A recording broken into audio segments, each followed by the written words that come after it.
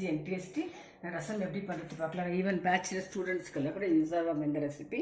அதுக்கு தேவையான பொருட்கள் தக்காளி ஒரு 4, பூண்டு தட்டி வச்சுருக்கிறேன், இது டர்மரிக் பவுடரு, உப்புங்க, சீரகம், மிளகு, 2 பூண்டு, ஒரு காஞ்ச மிளகாய் இது அரைக்கிறதுக்குங்க, கொத்தமல்லி, பெருங்காயம், புளி கரைசல் வச்சுருக்குறாங்க. இவ்வளோ தான் போடணும், புளிங்க ஜாஸ்தி நல்லா இருக்காதுங்க.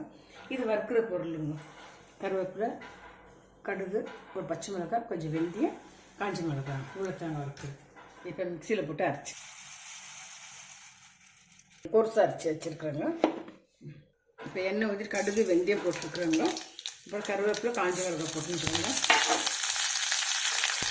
சீரகம், மிளகுங்க, இந்த பெருங்காயத்தூள் போட்டுக்கலாங்க, சால்ட்டு, டர்மரிக் பவுடர், கொஞ்சம் கொரியண்டருங்க.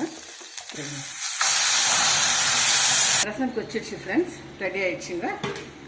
டேஸ்டி ரசம் எப்படி பண்ணுறதுன்னு காமிச்சிருக்கோங்க. பேச்சுலர்ஸ்க்கு, ஸ்டூடெண்ட்ஸ்க்கு